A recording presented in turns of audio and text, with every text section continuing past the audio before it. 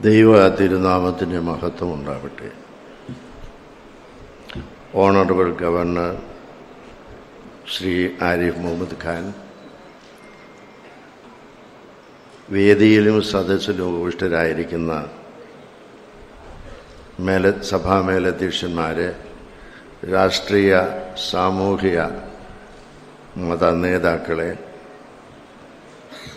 പ്രിയപ്പെട്ട സഹോദരീ സഹോദരങ്ങളെ, ബഹുമാനപ്പെട്ട ഉമ്മൻചാണ്ടി നമ്മെ വേർവിട്ടിട്ട് ഒരു വർഷം തികയുന്നു എങ്കിലും ഇന്നും നമ്മോടുകൂടെ ജീവിച്ചിരിക്കുന്നു എന്നുള്ളതിൻ്റെ വലിയ ദൃഷ്ടാന്തമാണ് ഇന്നലെയും ഇന്നുമായിട്ട് അദ്ദേഹത്തിൻ്റെ കല്ലറയ്ക്കൽ വരികയും ഈ സമ്മേളനത്തിൽ സംബന്ധിക്കുകയും ചെയ്യുന്ന ജനസമൂഹം എന്നുള്ളതിന് സംശയമില്ല. ഇവിടെ അദ്ദേഹത്തെക്കുറിച്ച് അനേക കാര്യങ്ങൾ നമ്മെ ഓർപ്പിക്കുകയുണ്ടായി. വ്യക്തിപരമായി അറിയാവുന്ന 2-3 കാര്യങ്ങൾ അക്കമിട്ട് മാത്രം പറയുകയാണ്. ഒന്നാമത്, കരയുന്ന മനുഷ്യൻ്റെ കണ്ണീര് കണ്ടാൽ ഹൃദയം അലിയുന്നതായ ഒരു കാരുണ്യത്തിൻ്റെ ആൾരൂപമായിരുന്നു ഉമ്മൻചാണ്ടി എന്നുള്ളത് നമുക്കെല്ലാവർക്കും അറിയാം.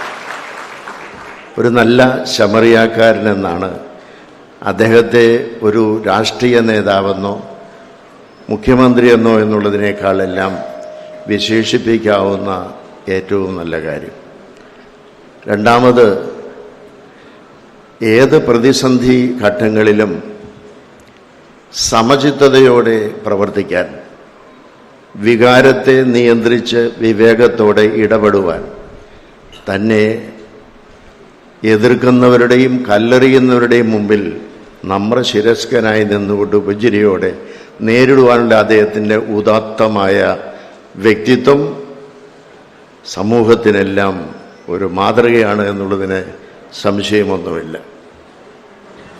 ഈ സമയത്ത് അദ്ദേഹത്തിൻ്റെ പ്രവർത്തന ശൈലി എപ്പോഴും ഒരു നല്ല സമാധാന സംസ്ഥാപകനായിട്ട്, എവിടെ പ്രശ്നങ്ങളുണ്ടായിരുന്നാലും അവിടെയെല്ലാം ഓടി എത്തി അവിടെയെല്ലാം ഒരു സമാധാന ദൂതനായി പ്രവർത്തിക്കുവാൻ അദ്ദേഹത്തിന് കഴിഞ്ഞിരുന്നു എന്നുള്ളത് നമുക്കെല്ലാവർക്കും അനുകരണീയമായിരിക്കുന്ന ഒരു മാതൃകയാണ്. മറ്റൊന്ന്, അദ്ദേഹത്തിൻ്റെ സഭാസ്നേഹമാണ്. കേരളത്തിൽ അദ്ദേഹം ഉണ്ടെങ്കിൽ നിശ്ചയമായിട്ടും ഞായറാഴ്ച ദിവസം പുതുപ്പള്ളി പള്ളിയിൽ വന്ന് ആരാധനയെ സംബന്ധിക്കുന്നത് അദ്ദേഹത്തിൻ്റെ നിർബന്ധമായിരുന്നു. ആ സഭയുള്ള സ്നേഹവും താല്പര്യവും പിതാക്കന്മാരുള്ളതായ കരുതലും വാത്സല്യവുമാണ് പൗലോസ് കാതോലിക്ക ബാവ എൻ്റെ മുൻഗാമി രോഗിയായി പരുമല ആശുപത്രിയിൽ കിടന്നപ്പോൾ പല അവസരങ്ങളിലും അദ്ദേഹം അവിടെ വന്ന് കണ്ടു. കാലം ചെയ്ത് പരുമല പള്ളിയിൽ ഒരു ദിവസം ഇരുന്നപ്പോൾ അവിടെ അദ്ദേഹം വന്ന് കാണുന്ന ഉപചാരമർപ്പിച്ചു.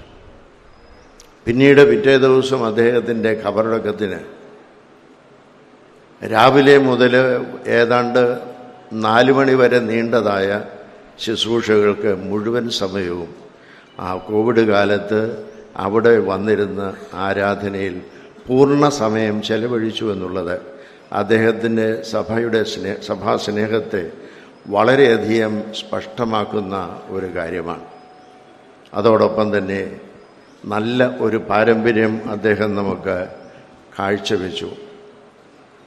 ഒരു ജനനേതാവ് എങ്ങനെ ആയിരിക്കണം എന്ന് കേരളത്തെ മാത്രമല്ല, ഇന്ത്യയെ മാത്രമല്ല, ലോകത്തെയും അത് പഠിപ്പിച്ചു എന്നുള്ളത് കൊണ്ടാണ് അദ്ദേഹത്തിന് ആഗോളമായിരിക്കുന്ന UNOയുടെ വലിയ ബഹുമതി ലഭിക്കുവാൻ കാരണമായത് എന്ന് നമുക്കറിയാം. മലങ്കര ഓർത്തഡോക്സ് സുറിയാനി സഭയുടെ ഒരംഗമെന്നുള്ളതിൽ പ്രത്യേകിച്ച് നമുക്ക് അഭിമാനമുണ്ട്. ആ അദ്ദേഹത്തിൻ്റെ പാരമ്പര്യം കുറേ കൂടെ ശ്രേഷ്ഠമായി പ്രശോഭിതമായി ചാണ്ടിയുമ്മനിൽ കൂടെ ഉണ്ടാവട്ടെ എന്ന് ആശംസിച്ചുകൊണ്ട് എൻ്റെ വാക്കുകളെ ചുരുക്കുന്നു. ദൈവം നമ്മെ അനുഗ്രഹിക്കും.